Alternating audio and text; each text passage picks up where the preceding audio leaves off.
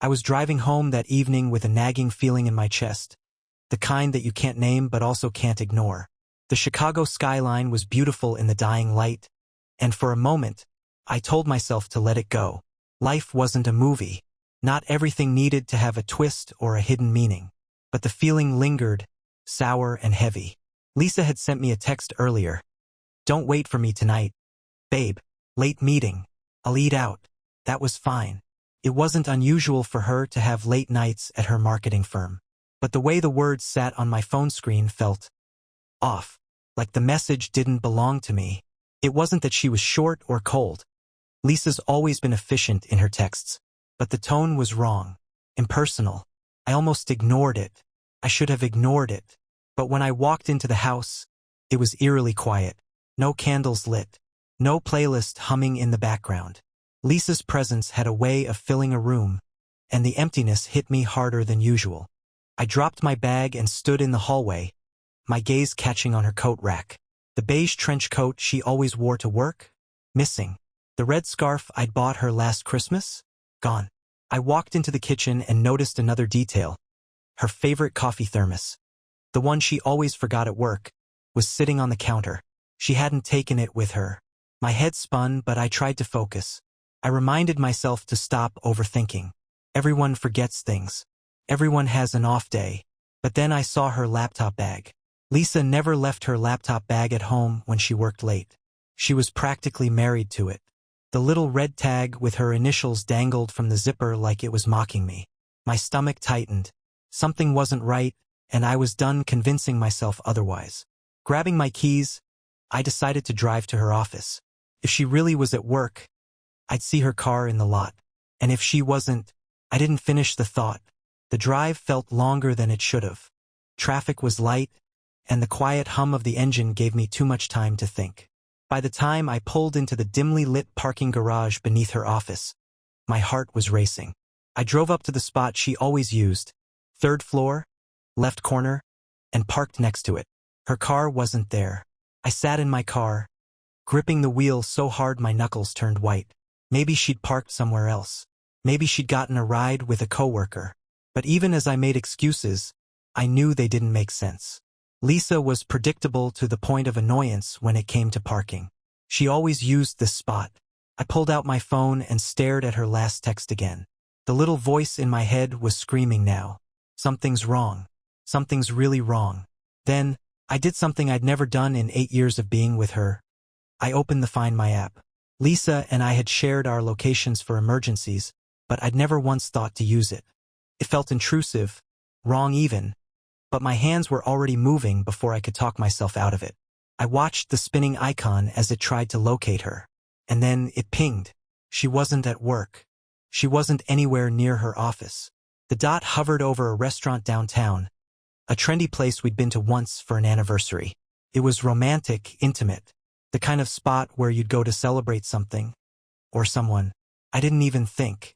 I slammed the car into reverse and peeled out of the garage. By the time I reached the restaurant, the adrenaline was pulsing through me so hard I felt sick. I parked across the street and scanned the windows. It was crowded inside, couples leaning close over flickering candles. I didn't see her at first, but then there she was. Lisa sat at a table in the corner, laughing. But it wasn't her work laugh, the polite one she used for clients. This was her Real laugh, the one that had always been mine.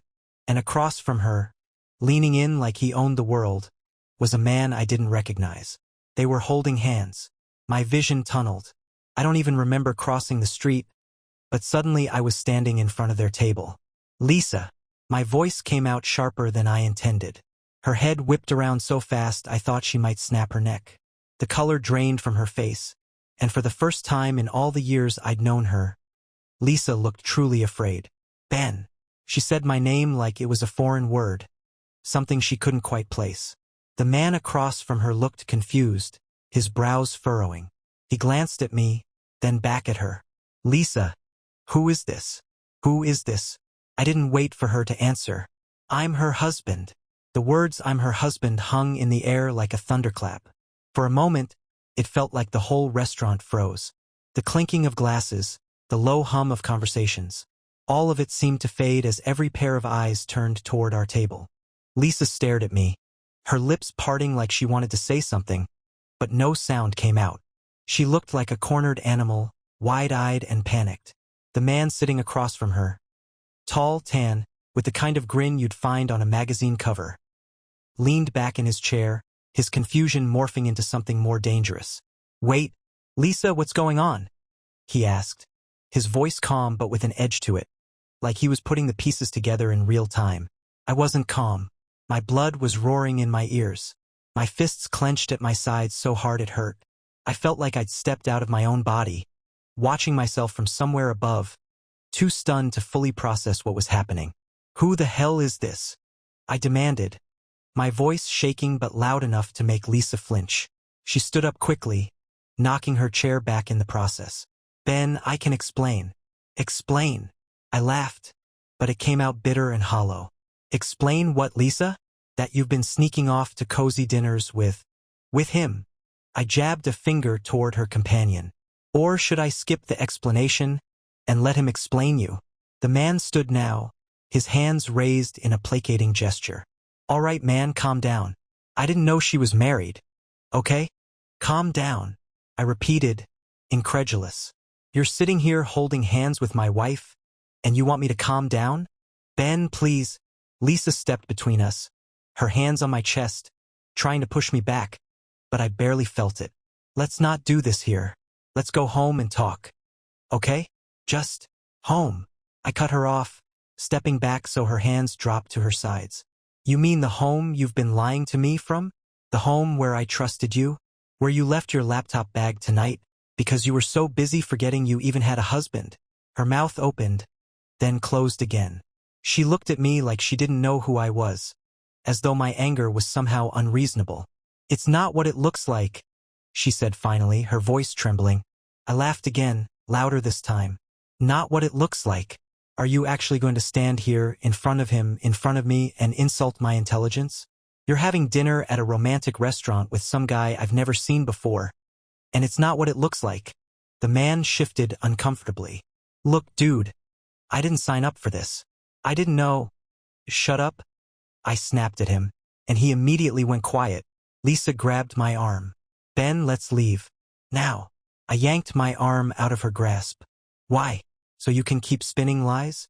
So you can control the narrative like you always do?" Her face hardened. That fear I'd seen just moments ago disappeared, replaced with something colder. Her shoulders straightened, her jaw set. "Fine," she said, her voice low and sharp. "You want the truth? You're suffocating, Ben. You smother me. Every time I try to breathe, you're there, hovering, asking questions, needing reassurance. I needed space. And she gestured toward the man, gave me that." Her words hit me like a physical blow. Suffocating? Smothering? I'd been bending over backward to make her happy for years. Everything I did, every late night, every sacrifice was for her. And now she was standing here, throwing it in my face like I was the problem? The man cleared his throat awkwardly. "Yeah, I think I'm gonna head out." He started to walk away, but I wasn't done yet. "Hey," I called after him. "Before you go, you should know. Lisa's not just a liar. She's a damn good actress too." He froze, half-turning, clearly unsure if he wanted to get involved in this mess any longer. "Ben, stop," Lisa hissed, but I ignored her. "I hope you enjoyed whatever this was," I said to the man, my voice dripping with venom. Because she sure knows how to play the part of a loving wife when it suits her. But just wait. One day, when you're the one sitting at home wondering why she's not answering her phone, you'll know exactly what this feels like. He hesitated, looked at Lisa, and then muttered, "Good luck, man," before walking away without so much as a backward glance. Lisa and I stood there in the middle of the restaurant, surrounded by strangers pretending not to watch. My chest heaved with anger, betrayal clawing at my insides. She looked at me like I was the villain in this story, like I was the one tearing us apart. "I'll meet you at home," she said finally, her voice cold and detached. "Don't bother," I said through clenched teeth. "You made your choice. Now I'm making mine." And with that, I turned and walked out, leaving her standing there alone. Or maybe that's how she wanted it. The drive home was a blur of headlights and blind rage. My hands gripped the wheel so tightly that my knuckles turned white, my mind replaying the scene at the restaurant over and over again. Every laugh they shared, every touch, every lie Lisa had told me was on a loop, a cruel highlight reel I couldn't shut off. By the time I reached our house, I wasn't just angry, I was unraveling. The door slammed behind me with a crack that echoed through the empty hallway. The house felt suffocating, every inch of it tainted by her betrayal. The couch where we'd spent lazy Sunday mornings, the kitchen where we'd made late-night snacks, even the stupid vase she insisted on buying because it matched the curtains. All of it felt like a lie. I paced the living room like a caged animal, trying to calm myself, but my thoughts were wild. How long had this been going on? Was tonight the first time, or had there been others? The idea of her slipping out of our bed, out of our life together, to meet him or whoever else, made my skin crawl. And then I saw her laptop bag. It was still sitting where she'd left it, mocking me. She was always so protective of that damn thing, guarding it like it held national secrets. For a moment I hesitated. Snooping felt wrong, like I'd be crossing some invisible line. But then I remembered her hand in his, the way she looked at me like I was a stranger, and all my reservations burned away. She had already crossed every line that mattered. I unzipped the bag and pulled out her laptop, my fingers trembling as I opened it. The screen lit up, and the familiar lock screen greeted me. Lisa's smiling face, our dogs beside her, felt like a slap in the face. I needed her password. I stared at the screen, my mind racing. I tried the obvious choices first, our anniversary, her birthday, the dogs' names, but nothing worked. Then I thought about her, about how she was always just a little too clever for her own good. I typed in freedom, a word she'd once joked about loving more than coffee. The screen unlocked. The desktop was a mess of folders and documents, but one folder immediately caught my eye. It was labeled personal, which was as good as a flashing neon sign. Inside were dozens of files, pictures, messages, emails. The first file I opened was a string of emails, and my stomach turned as I read them. They were from him. His name was Alex, apparently. He wasn't just some random fling. He'd been in her life for months, maybe longer. The messages were filled with inside jokes, intimate details, and plans for their next meeting. I felt sick. The next file was a series of photos. Some were innocent enough, pictures of them at coffee shops, walking in the park, but others were not. I slammed the laptop shut, my chest heaving. I felt like I'd been punched in the gut. But the worst was yet to come. My phone buzzed on the table, startling me. I grabbed it, half expecting some pathetic attempt at an apology from Lisa. But it wasn't her. It was an unknown number. Curious and still seething, I answered. "Hello, is this Ben?" A woman's voice asked. "Yes," I said cautiously. "Who's this?" "This is Emma," she said. "Alex's wife." My heart dropped. "I think we need to talk," she said, her voice shaky but firm. "I just found out about Lisa." The room spun. I gripped the back of the couch to steady myself, my mind racing to keep up. Emma started explaining, her words tumbling out in a rush. She'd found texts on Alex's phone earlier that day. Texts from Lisa. Explicit ones. The kind that made it clear this wasn't some innocent flirtation. Emma had confronted Alex, who admitted to the affair but tried to downplay it. He claimed it was just physical. But the messages told a different story. "I didn't know who to call," Emma said, her voice breaking. "But I found your number in one of their conversations. I thought you should know." I thanked her numbly and hung up, the phone slipping from my hand. My mind reeled. This wasn't just about Lisa's betrayal anymore. It was bigger, messier, and far more humiliating than I'd imagined. The door creaked open behind me, and I turned to see Lisa standing there. Her face was pale, her eyes red-rimmed.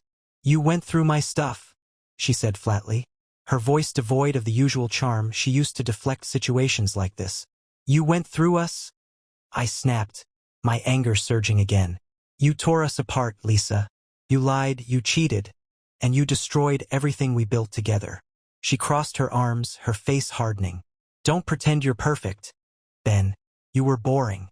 You stopped making me feel special. You turned into someone I couldn't stand to be around." Her words hit like knives, each one twisting deeper. "And Alex?" I asked, my voice deadly quiet. "Did he make you feel special? Does his wife know how special he is?" Her eyes widened slightly, but she recovered quickly. "This isn't about her." "Of course it isn't," I said, laughing bitterly. "Because it's always about you, isn't it, Lisa? Your happiness, your needs, your lies." She didn't answer, and for a moment the silence was deafening. "Get out," I said finally, my voice cold and unrecognizable even to me. "What?" "You heard me. Pack your things and go. I don't care where, but you're not staying here." She hesitated, as if she thought I might change my mind, but I didn't. Eventually, she turned and walked upstairs, leaving me alone with the shattered pieces of our life. The sound of Lisa's footsteps echoed through the house as she stomped up the stairs, muttering under her breath. I couldn't make out the words, but I didn't care. My heart was pounding, my thoughts racing. Part of me wanted to follow her, to keep screaming, to demand answers to every question clawing at my mind. But another part, the exhausted, broken part, just wanted her gone. I sank onto the couch, my head in my hands. The laptop still sat on the coffee table, a silent witness to everything that had just happened. I stared at it, the glowing Apple logo feeling more sinister now, like it was mocking me. How many times had she sat here, feet tucked under her, telling me she was working late while secretly chatting with him?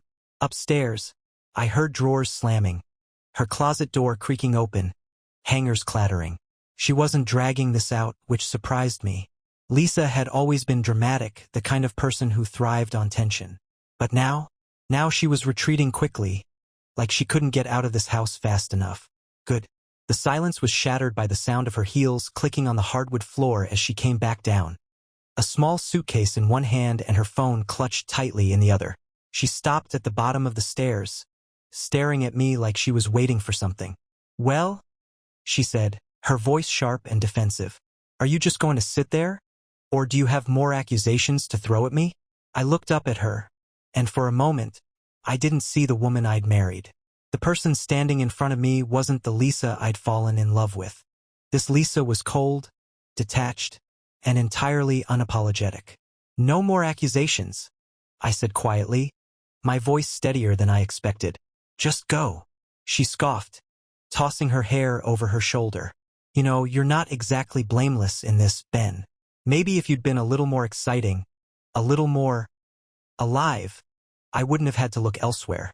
The sheer audacity of her words made my blood boil. "Exciting," I repeated, standing up slowly. "You mean the guy who worked 2 jobs to help you start your business? The guy who gave up nights with his friends so we could have date nights? The guy who stayed up with you when you cried about how hard your life was, even though I was running on 4 hours of sleep?" She flinched at that, but she didn't back down. Instead, she sneered. "Maybe you should have spent less time playing the martyr and more time being someone I actually wanted to be around." It was like she was trying to provoke me, to drag me into another fight so she could justify what she'd done. But I wasn't going to give her the satisfaction. "Congratulations, Lisa," I said, my voice icy. "You win. You've completely destroyed us. I hope it was worth it." She didn't respond. Instead, she grabbed her keys off the counter and walked toward the door. But just as she reached for the handle, she stopped and turned back to face me.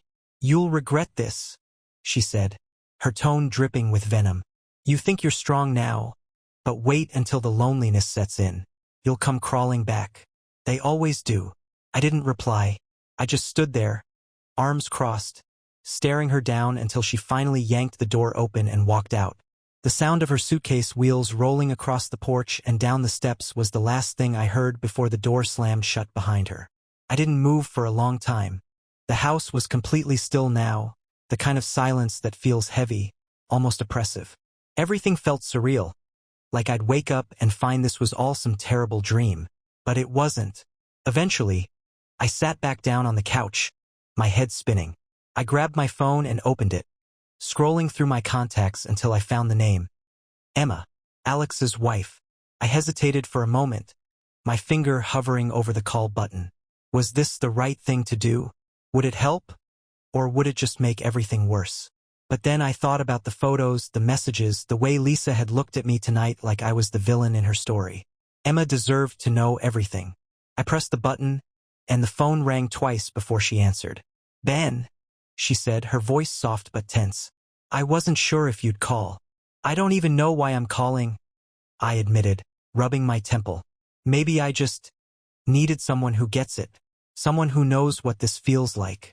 She sighed, and I could hear the exhaustion in her voice. "Yeah, I get it." For the next hour, we talked. She told me more about Alex's lies, how he'd been hiding things for months, maybe longer. I shared what I'd found on Lisa's laptop, and we pieced together timelines, unraveling the web of deceit they'd spun around us. By the time we hung up, I felt lighter. Not better exactly, but like some of the weight had been lifted. Emma and I were strangers brought together by betrayal, but in that moment, it felt like we were allies. As I put my phone down and stared at the empty house, one thought kept repeating in my mind. This wasn't the end. It was the beginning of something new. What that something was, I didn't know yet, but I was ready to find out. The morning after Lisa left felt like waking up in a war zone. The house was eerily quiet, every creak of the floorboards magnified in the silence. I hadn't slept much. Every time I closed my eyes, I saw her face at the restaurant, laughing with him, looking at me with disgust, throwing her venomous words like daggers. The house felt foreign now, like it didn't belong to me. Everything in it was a reminder of her. The picture frames on the mantel, the throw pillows she insisted we buy, even the faint smell of her perfume lingering in the bedroom.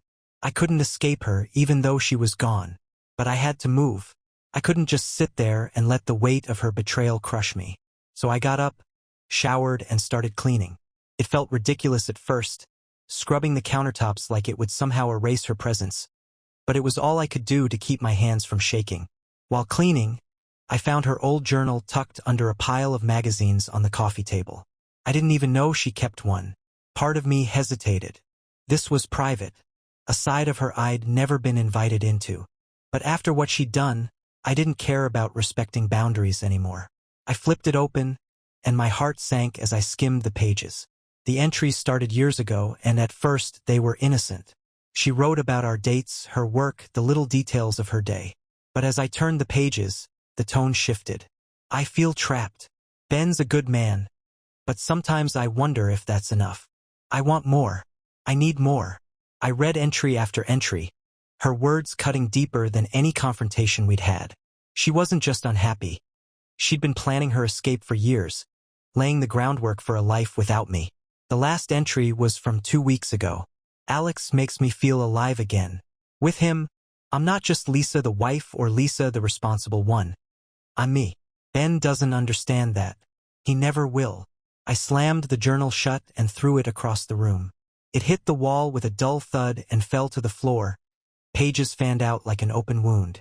This wasn't just about her cheating. It wasn't about Alex or some fleeting attraction.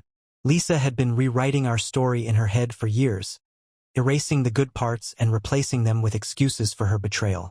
I was furious, but beneath the anger was something else. Grief. I wasn't just losing my wife. I was losing the version of her I thought I knew. The woman who laughed with me over bad movies, who held my hand when my dad passed away, who told me she wanted to grow old with me. Had that Lisa ever been real? Or was she just another version of the lie? I needed to get out of the house. Being surrounded by memories was suffocating. I grabbed my keys and drove aimlessly, letting the streets of Chicago blur past me. I ended up at a coffee shop we used to go to together, a little place with mismatched furniture and a crooked sign out front. The irony wasn't lost on me. I was seeking comfort in a place tied to her, but I couldn't help it. I ordered a coffee and found a corner table, letting the familiar hum of conversation and clinking mugs drown out my thoughts. Halfway through my drink, my phone buzzed. It was a text from an unknown number. "It's Emma. Can we meet?" I stared at the screen for a long moment. Meeting Alex's wife felt like stepping deeper into this mess. But something about our conversation last night stuck with me. Emma understood this pain in a way no one else could. I replied, "Where?"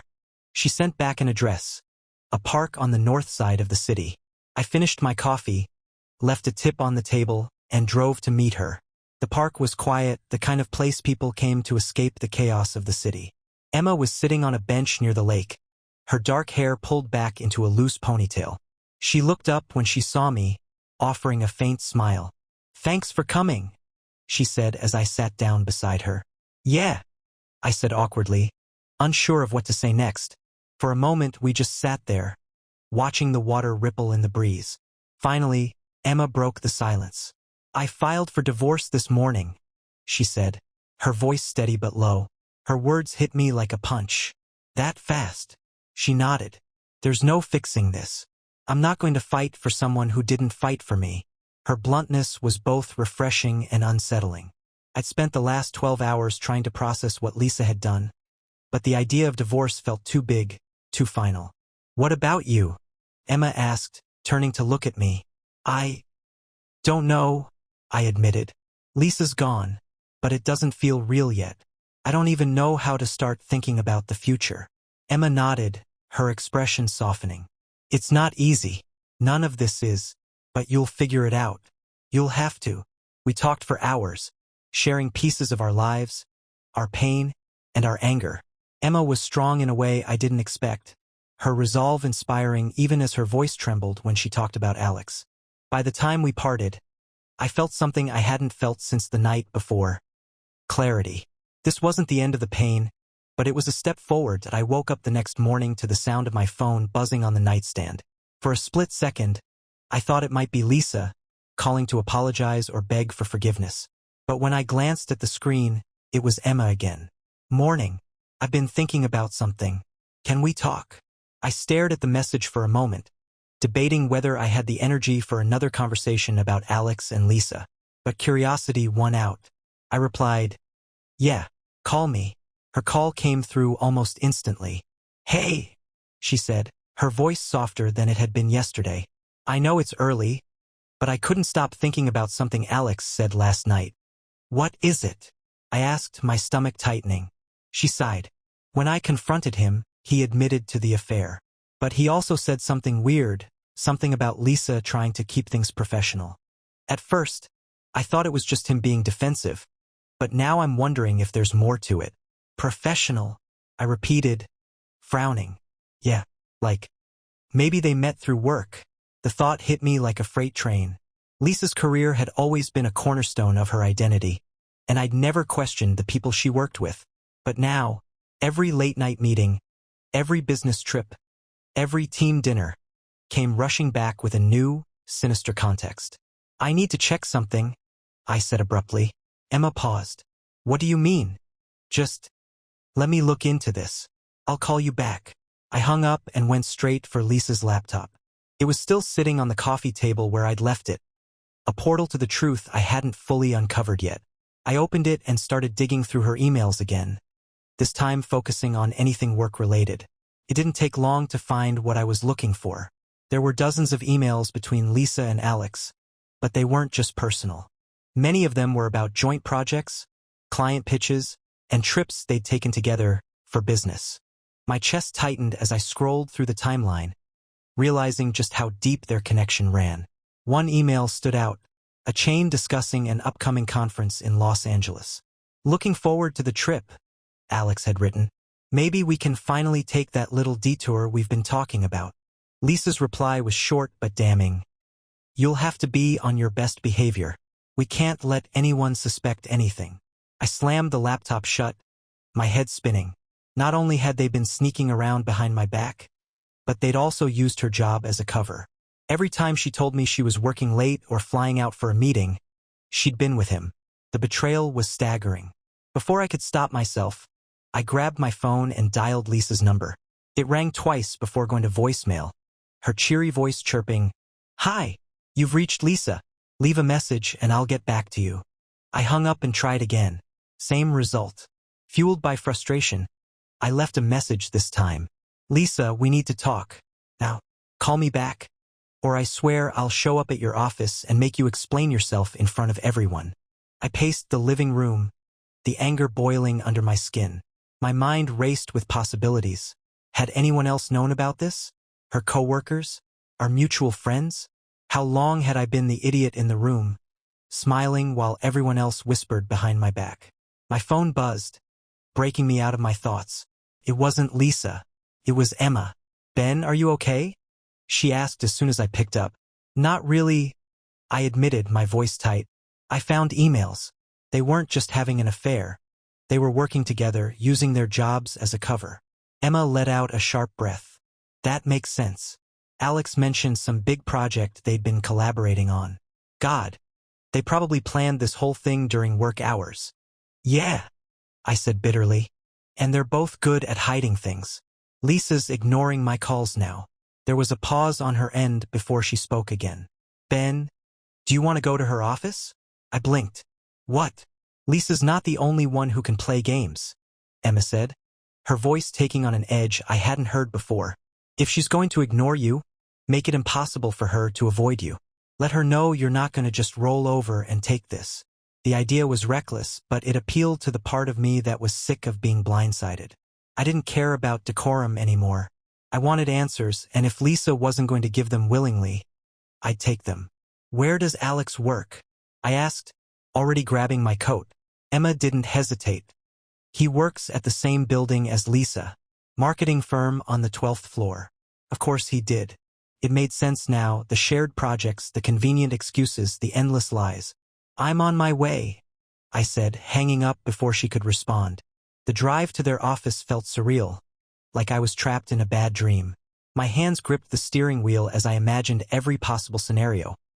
Lisa denying everything, Alex playing dumb, or worse, both of them treating me like I was the crazy one.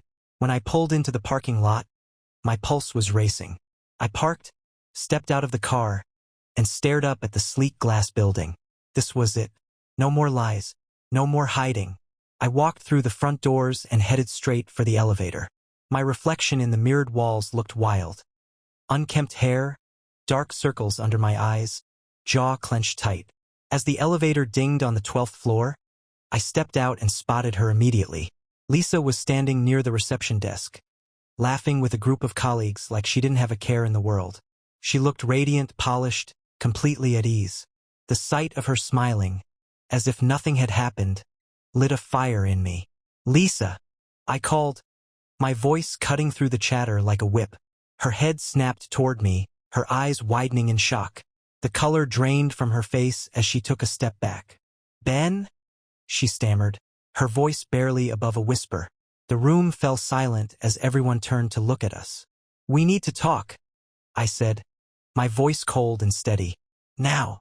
Lisa opened her mouth to respond, but before she could say a word, a door opened down the hall. Alex stepped out. He froze when he saw me, his confident swagger replaced by a flicker of panic. Perfect. For a moment, the entire office felt frozen in time. Lisa stood by the reception desk, pale and wide-eyed. Her colleagues exchanged nervous glances, their awkward smiles fading as they realized something was very wrong. And then there was Alex, standing in the doorway, his expression a mix of surprise and fear, like a deer caught in headlights. Alex, I said, my voice slicing through the silence. Perfect timing. He took a hesitant step forward, his hands stuffed into the pockets of his tailored slacks like he was trying to seem casual. Ben, right? He said, his tone forced. I don't think this is the place for... Oh, you don't think this is the place? I interrupted, taking a step toward him. You had no problem turning this office into your personal playground. Why not have the conversation right here? Lisa moved quickly, stepping between us and putting a hand on my chest like she was trying to block me. Ben, stop, she hissed. You're making a scene. I looked down at her hand, then back at her face. Making a scene? I said, laughing bitterly. You've been screwing your coworker behind my back for months, and I'm making a scene? She winced at my words, glancing around nervously. Her coworkers were still watching, pretending to be engrossed in their phones or whispering to each other. Let's talk somewhere private, Lisa said through gritted teeth. Private? I repeated, my voice rising. Why? So you can lie to me some more? So you can spin this into another one of your twisted little narratives? No, Lisa. I think it's about time everyone hears the truth. Alex cleared his throat, clearly uncomfortable. Look, man, I get that you're upset, but this isn't. Don't you dare tell me how I should feel, I snapped, rounding on him. You knew she was married. You knew what you were doing, and you did it anyway. Don't act like you're some innocent bystander in all of this. His jaw tightened, but he didn't respond. I could see the muscles in his neck working, like he was swallowing back whatever excuse he'd been about to throw at me. Lisa grabbed my arm again, her grip firm. "Ben," she said, her voice low and urgent. "Let's go somewhere else. Now." I shrugged her off. "Why? Are you afraid someone might hear what you've done? Afraid of a little accountability?" Her face hardened, and for the first time, she dropped the mask. The pleading, apologetic act vanished, replaced by cold, calculated anger. "Fine," she snapped, crossing her arms. "You want the truth? Here it is. Yes, I've been seeing Alex. And you know what? I don't regret it." The words hit me like a slap, but I kept my composure. "You don't regret it?" I repeated, my voice dangerously calm. "No, I don't," she said, her chin lifting defiantly. "Because at least with Alex, I felt alive. You've been dragging me down for years, Ben. You're boring, predictable, suffocating. I needed more than what you could give me." The room felt like it was spinning, but I refused to let her see me break. "So this is my fault," I said, laughing bitterly. "You destroyed our marriage because I wasn't exciting enough for you? That's the best excuse you've got." "It's not an excuse," she said, her voice rising. "It's the truth. You've been living in this fantasy world, thinking we had the perfect marriage. But we didn't. I've been miserable for years, and you were too blind to see it." I stared at her, trying to reconcile the woman in front of me with the person I thought I'd married. "You didn't even give me a chance to fix things," I said quietly. "You just threw it all away." Lisa's expression faltered for a moment, but she recovered quickly, her resolve hardening again. "Because I didn't want to fix it, Ben. I wanted out." Her words hung in the air like a noose, tightening around me with every second. Alex shifted awkwardly, clearly uncomfortable with how public this had become. "Lisa," he said quietly, touching her arm. "Maybe we should—" "Shut up," I snapped at him, my anger flaring. "You don't get to talk. Not after what you've done." He held up his hands in surrender, taking a step back. All right. I'm not trying to start anything." "Too late for that," I said, my voice dripping with venom. Lisa looked at me one last time, her expression a mixture of defiance and something else. Guilt, maybe, though it was fleeting. "This is over, Ben," she said finally. "Whatever we had, it's done. Let it go." She turned and walked toward the hallway, Alex following a few steps behind her. I stood there, watching her go, the anger in me bubbling over into something darker. I wanted to yell, to drag her back and make her see what she'd done, but I knew it wouldn't matter. Lisa had made her choice, and she wasn't coming back. The receptionist, a young woman who had been staring wide-eyed at the entire scene, caught my eye as I turned to leave. She looked like she wanted to say something but thought better of it. I walked out of the building, my chest heaving, the cold January air biting at my skin. This wasn't closure. This wasn't justice. But it was something, and I wasn't done yet. The drive home was a blur. My hands gripped the wheel tightly, knuckles white against the leather. I replayed the confrontation over and over in my mind. Lisa's cold, calculated words, Alex's cowardly retreat, the humiliation of it all. By the time I walked into the house, the weight of everything hit me like a tidal wave. The silence felt deafening, the empty space echoing every bitter thought in my head. This wasn't my home anymore. It was a tomb, a shrine to a life that had been ripped apart. I sank onto the couch, staring at nothing. My phone buzzed on the coffee table, but I ignored it. I didn't have the energy to deal with anyone. Hours passed, maybe minutes. Couldn't tell. Eventually, I picked up my phone. The screen lit up with missed calls and messages. Friends, coworkers, even Lisa's mother. But one text stood out. "Emma, I heard what happened. Are you okay?" I stared at it for a long moment before replying, "Not really." Her response came quickly. "Do you want to meet? I think we both need to talk this through." I hesitated. Part of me wanted to shut out the world, to retreat into myself and let the pain consume me. But another part, smaller, quieter, wanted to fight back. Lisa and Alex had destroyed so much, but they hadn't taken everything. I replied, "Where?" An hour later, I found myself at a small, quiet bar Emma had suggested. The dim lighting and low hum of conversation were a welcome reprieve from the chaos in my mind. Emma was already there, sitting in a corner booth with 2 drinks in front of her. "Whiskey sour," she said as I slid into the seat across from her. "I figured you might need something strong." "Thanks," I muttered, taking a sip. The burn was a small comfort, grounding me in the moment. Emma studied me for a moment, her expression soft but unreadable. "So, what happened?" I recounted the confrontation, every bitter word, every humiliating detail. She listened intently, nodding occasionally but staying silent until I was finished. When I finally stopped, she let out a low whistle. "Wow, that's a lot." "Yeah," I said, my voice flat. We sat in silence for a while, nursing our drinks. "Do you think they'll last?" I asked suddenly, surprising myself with the question. Emma snorted, shaking her head. "Not a chance. People like that, people who thrive on lies and deceit, they don't know how to build something real. They'll implode eventually." Her certainty was oddly comforting, but it didn't erase the ache in my chest. "I just don't understand how she could do this," I said quietly. "How she could lie to me, to everyone, and act like it was all my fault." Emma leaned forward, her eyes sharp. "Because it's easier to blame you than admit she's the problem. People like Lisa and Alex, they rewrite reality to suit their needs. They don't care who they hurt as long as they get what they want." Her words struck a chord. Lisa had rewritten our story, twisting every moment into an excuse for her betrayal. And Alex had been more than willing to go along with it. "What about you?" I asked, shifting the focus. "How are you holding up?" Emma sighed, swirling her drink. "Better now that I've filed for divorce. Alex doesn't know yet, he'll find out when he gets served. But honestly, feels good to take control. For the first time in months, I feel like I'm not just reacting to him. I'm choosing my own path." Her strength was inspiring, and for the first time since this nightmare began, I felt a glimmer of hope. Maybe I could get through this too. Maybe I could rebuild piece by piece and come out stronger on the other side. We talked for hours, sharing stories, venting frustrations, and even laughing at the absurdity of it all. By the time we left the bar, the weight on my chest felt a little lighter.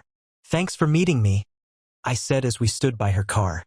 "Anytime," she said, offering a small smile. "And Ben, don't let them win. They don't deserve to take any more from you." I nodded, her words echoing in my mind as I drove home. When I got back to the house, I opened Lisa's journal again. This time, I wasn't looking for pain, I was looking for closure. I flipped through the pages, letting her words wash over me, and when I reached the end, I closed the book and set it aside. She wasn't my Lisa anymore. Maybe she never had been. I opened my laptop and started drafting a letter to her.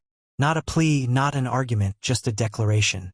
A statement of who I was, what I deserved, and how I was moving forward. By the time I finished, the sun was rising, casting a soft glow through the windows. For the first time in days, I felt a sense of peace. This wasn't the end of the story. It was the beginning of mine.